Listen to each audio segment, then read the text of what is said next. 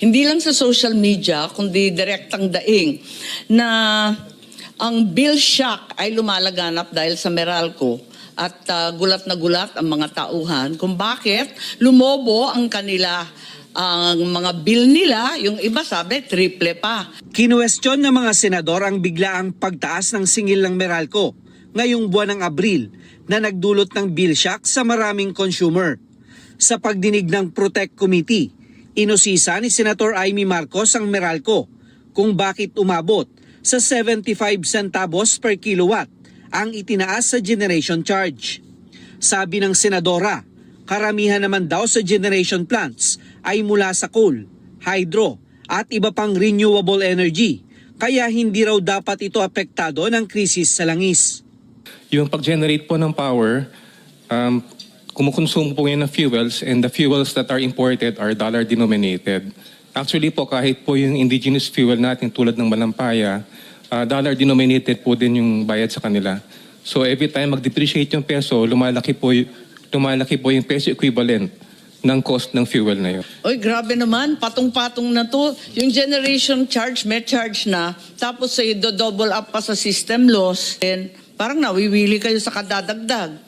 At sabi naman ng Energy Regulatory Commission o ng ERC, malaki rin ang epekto sa pagtaas ng bill sa kuryente ang pagpapataw ng value-added tax sa generation cost at sa systems loss. Sinulatan na rin po namin yung BIR at humihiling kami na kung po pwede marekonsidera yung definition ng gross receipts para sana ay hindi na mapasama dito yung system loss charge. System loss, oo. Bakit yung system loss nasa VAT pa rin? Oo, kasi that's prospective eh. Hindi pa nangyayari yun, bakit tataksan na?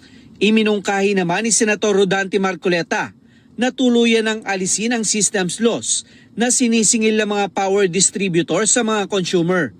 Dapat din daw na repasuhin ang ancillary charges at ang return of equity ng mga private distribution utilities.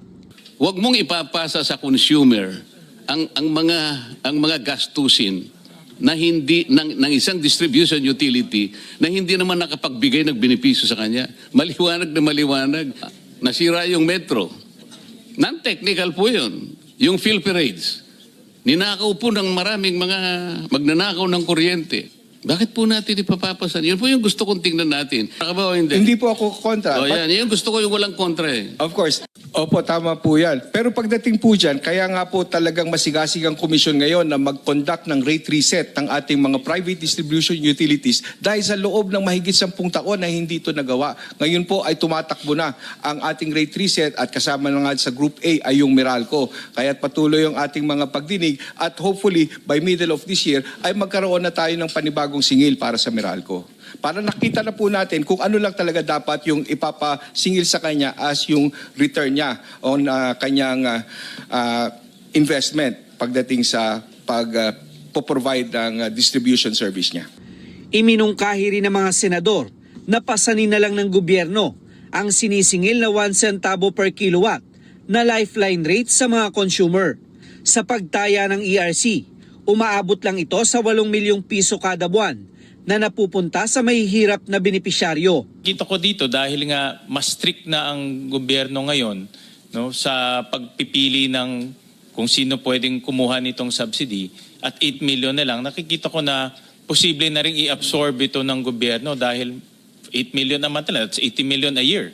No? So kung titignan natin ang AIX program, that's 63 billion lifeline. Ito ay pag-uusapan nilang sa main committee.